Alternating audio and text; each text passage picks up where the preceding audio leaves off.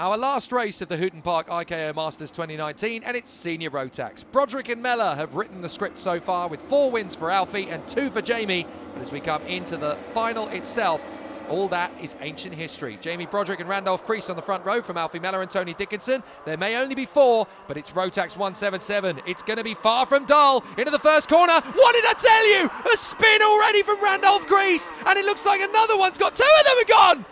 Oh my word, 3 of the 4 have gone in the first corner. And Jamie Broderick is loving it out front. Broderick leads it, but what a disaster. Randolph Crease lost it, spun off all his own, and I think Tony Dickinson just caught the back end of Alfie Mellor. This is the karting equivalent of Jason Bradbury in the Winter Olympics. The man who came into it in last place has pretty much come through for the victory. Well, he wasn't in last place, but he's certainly the last man standing as all 3 of his opponents go off in turn 1. I have never seen the like.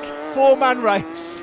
4-man race, and 3 of them in the first go corner. Off in the first corner. You couldn't write the script in Hollywood. Well, you couldn't write absolutely unbelievable. Well, now the race continues on, and Jamie Broderick has been given the loveliest early Christmas present you could ever wish to find.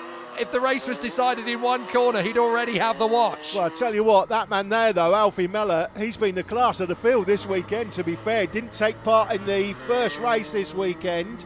He was unhappy about the numbers, took his suit off, and then we managed to run the heats with the Rotax 162 and the 77s, these guys together. We're running the final separate because we want to give them enough of the air time. We don't want to try and film a split grid, it's always difficult, so we're running them in their own final. But Alfie Mellor would have come into this, frankly, starting P3, but the only reason he started P3 because he missed the first race, so he could have dominated the whole weekend. That meant that points-wise, he scored less points for the final, so he started P3, and imagine, if he'd have raced that first race, Jake, he would have been on pole. He might be in the position Jamie Broderick is now, but by missing the first race, it's dropped him down the grid, been involved in the incident there, and unfortunately, we are where we are. But Alfie Mellor in third would have been almost expecting to win this, because he's won 4 of the 6 heats. To be fair to Jamie, he did win heat 6, which was, he won the first heat and the last heat. Broderick won all of those, 2, 3, 4, 5 in between. But Broderick, of course, by winning the 6th heat, the man with the momentum. But Mellor knows that he's got more than enough to win the final, and unfortunately, that may have put paid to him. Well, how do you try and save 7 seconds and close up on the race leader in the space of, what, 9 laps? That is now the big problem for Alfie Mellor, because not only has he got to make up 7 seconds on Jamie Broderick, he's also got to overtake Tony Dickinson along the way, and that's not going to be easy. Dickinson is a very tough competitor. Yeah, Super 1 champion, of course, in Rotax 177, we know this year. That is Tony on the 37, there's Alfie on the 85. I think I was calling him Archie in the live streaming, but and then correcting myself. But yeah, it's going to be a long race now for Alfie Mellor. But he's certainly got the pace, but I just think he's just too far behind. 6.8 in these conditions. We'll see if he gets any closer. So the gap was 4 seconds back to Tony Dickinson. Let's see what that is as the timing catches up. It was 4 seconds, it's now 3.8. What about the gap to Mellor? Well, it's 6.9, he's not really gaining. No, he's not gaining at all, in fact. So it looks like this could be Broderick's to lose. He's just got to hold on to it, but there's still plenty of time left.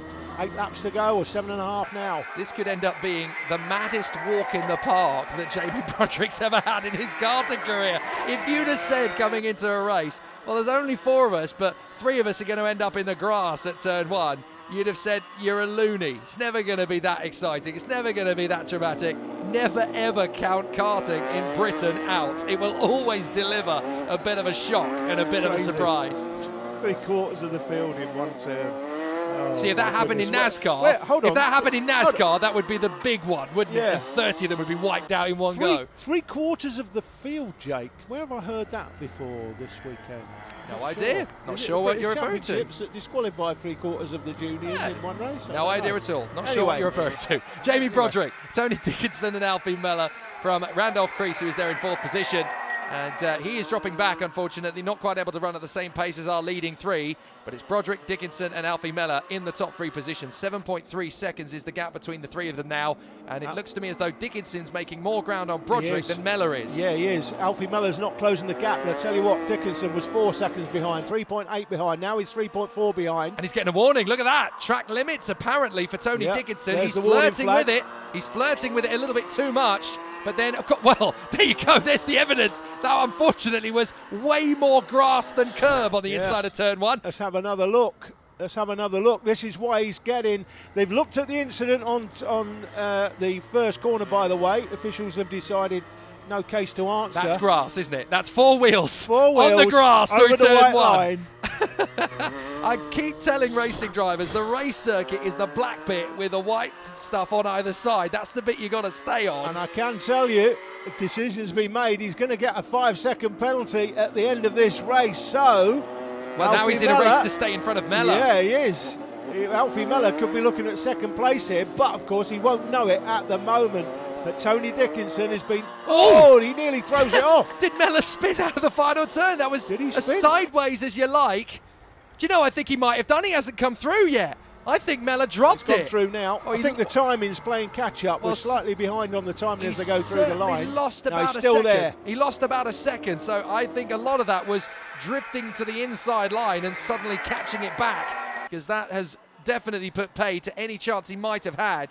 But Tony Dickinson, despite the fact that he's going to get that penalty at the end of the race for his very interesting interpretation on track limits, and is obviously pushing very hard, he is still gaining on Jamie Broderick. Now, he may not be able to win the race unless he can get 5 seconds clear of both Mellor and Broderick. Still 4 to go, but though. There is still 4 laps to go, and he is still gaining time on Broderick. He is still reeling him in. The gap was 3 seconds. It's 2.5. So if Broderick makes one mistake, then Dickinson might be able to challenge him on the road, certainly, for the race victory. Yeah, we'll have to see. He's definitely getting closer, Tony Dickinson. 2.5 seconds, so half a second closer on that lap, and he can smell it now, Tony. Super 1 champion this year, of course, in a very small field. But it was difficult to win in a small field because you're not really putting many points between yourself and your major challenger at each round, but managed to come out on top. Here we go again. Tony Dickinson went to the last lap, of course, that Super 1 championship. Well, it certainly did go to the last lap, but Tony Dickinson is trying to leave no stone unturned in his bid to close up on Jamie Broderick. Getting another warning, Jake. Well, Alfie Mellor's going to get one. Now Alfie Mellor overshoots and into the barriers. Into the tyres goes Alfie Mellor. He overshot at the chicane, and that sent him on a one-way collision course with the tyre barriers at the final turn. Now, does he have enough time to get the kart going again and get back on track in front of Randolph Crease? Could he still get third? That would be amazing. Yeah, I'm saying he got a 5-second penalty, Tony Dickinson. I might be wrong there, actually. He's certainly getting a penalty. Will it be a place penalty? Well, he's only 2 seconds now behind Jamie Broderick. Broderick is likely to get held up here potentially by Randolph Crease unless he picks his moment wisely. Oh, he's caught him in the wrong place there. He's going to have to drive around the outside. Definitely cost him time. Oh, slow the kart down, Jamie. Goodness me. 9 gone. 10 gone, rather. 10 gone, 2 to go. Well, I think getting through when he did there is what's going to get him back into the action. Look, Alfie Mellor's got going again, despite having a bit of a tyre sandwich down into that final hairpin, has managed to get going again. Now, did Tony Dickinson get through without too much of an issue on Randolph Crease? Yes, he does. So that's kept the gap at about 2.7, which is not small enough, in my opinion, to really challenge Jamie Broderick unless the 99 has an error or a problem. So through they come into the S's again. He'll be absolutely going for it, Tony, on this last lap, but I'm with you, Jake. I don't think he's going to get close enough to him. Well, not unless he uses as much green as he does grey as they come through once again, and into the last lap goes Jamie Broderick. So 11 laps completed, 1 to go. And look, Tony Dickinson's still using as much road as is physically possible. The gap is down to 1.9. Leader slid there. Alfie Mellor gets out of the way and lets them through. He's going to have to let them both go, and he does. But Tony Dickinson still pushing ridiculously quickly. He is really close to Jamie Broderick. Broderick's got to keep his wits about him here. He does not want to lose this race in the last couple of corners. And Broderick is just taking it easy. Dickinson is not. He is throwing caution to the winds. If this was 15 laps, Tony Dickinson would definitely get there, but it's not. He's trying, he's going to the final 10, he's not going to make it, he runs out of time, but Jamie Broderick is going to pick up the win in front of Tony Dickinson. Alfie Meller's going to have third after his crash in the barriers a couple of laps ago, and Randolph Crease will come home in fourth place. Well, even with 4 drivers on the grid, it was still pretty exciting stuff, as Tony Dickinson ends up dropping to third in the end behind Alfie Meller. A 1-place penalty, so Jamie Broderick takes the victory in the final watch, and I can't wait to do it all again for the next IKR Masters in 2020. Anybody got a cart I can use?